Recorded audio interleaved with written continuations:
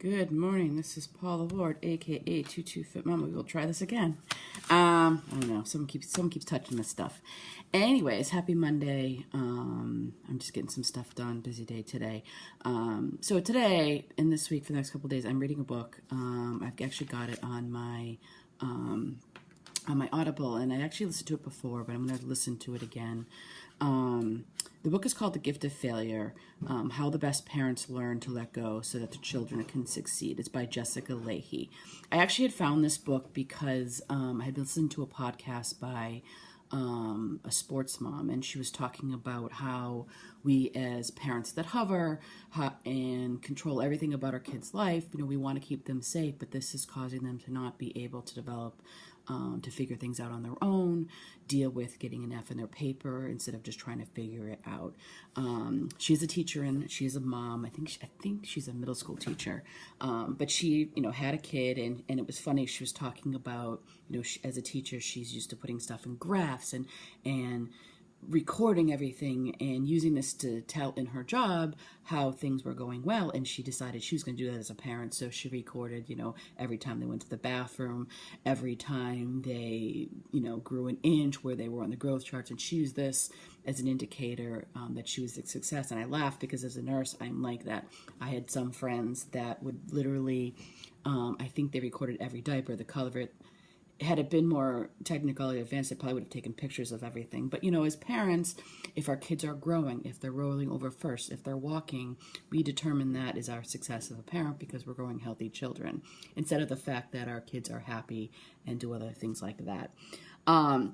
She talked about the reason why we're not letting our kids fail.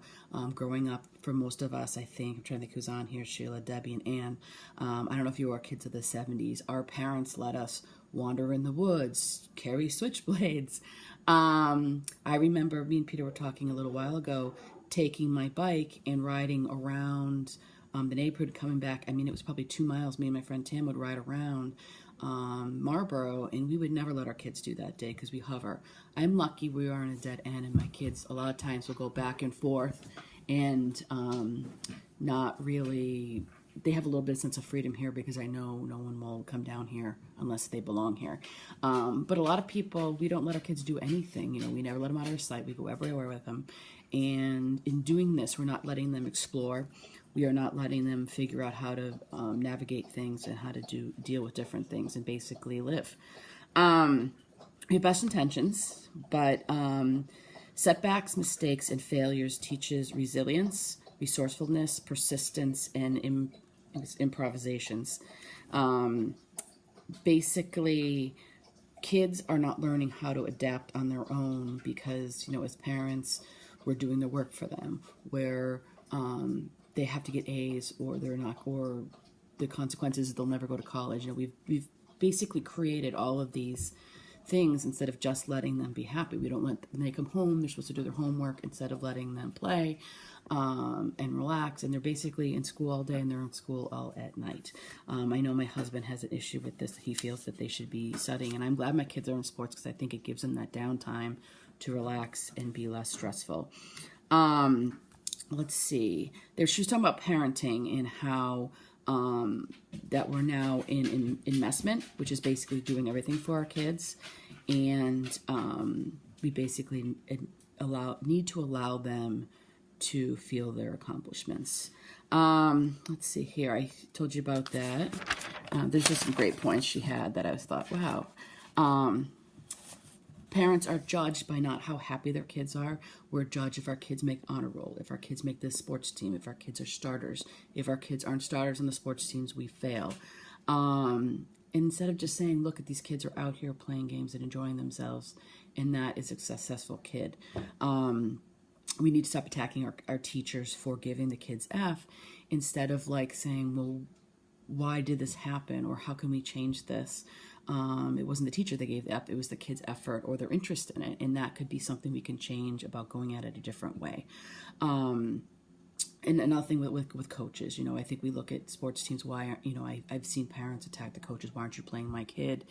Or, I know Peter had issues with one baseball team where he was last on the batting order, and baseball moms understand when you're last on the order, it means, of course, in the kids, that you suck. And instead of saying, you need to play my kid and what's going on, we went at it as, how can I help him do better at this? And really, in doing that, I set Pete up to really do well and develop really good work ethic in baseball and practicing and trying to get better, rather than me bullying in to the coach saying, you're going to play him and because he deserves it. Well, no, he needs to work for it, and he needs to learn how to do that. In research, they found actually that grit is the biggest determination of how our kids succeed. Every time we save our kids from failure, we say we don't trust them.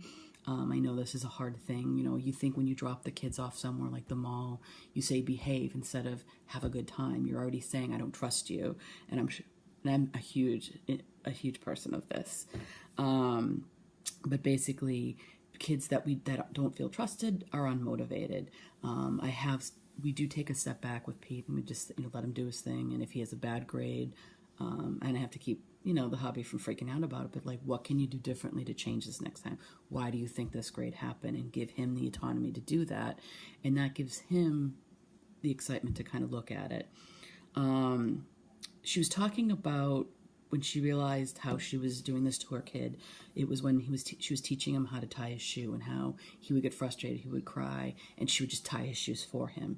And how this was based, and it came down to the point where one day he lost his shoes with the Velcro or the slip-ons, and he was willing to wear his boots and not play with his friends. And how she's like, wow, I'm really not helping this kid at all. And she's like, it did take an hour, but she got him to figure it out together, how they could tie his shoes, how he could learn it, and the accomplishment he felt in the end because he finally did that. And we did that with Pete. Pete did not want to learn how to ride a bike, and we just didn't push it. We just didn't let him.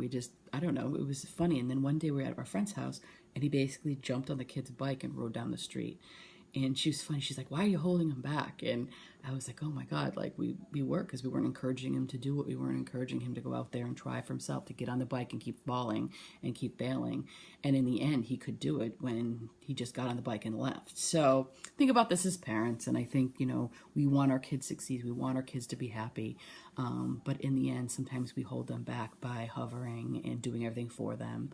And I find that as they get into middle school, they have the autonomy to be able to do things. Like, we let Moira make her lunch. We let her put her clothes away, clean her room. And in doing that, she's kind of changed her aspect on how she deals with things. She's a lot happier, and it shows that she, can do it.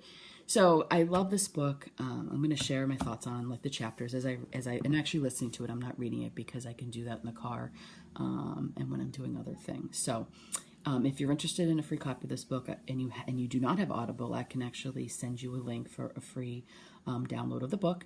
And please feel free to leave me any comments or any thoughts on that. Maybe your best parenting where you let your kids kind of fail so that they could succeed. I'd love to hear about it. So this is Paula Ward, aka 22 Fit Mom. I hope you guys have a great Monday, and I'm out of here.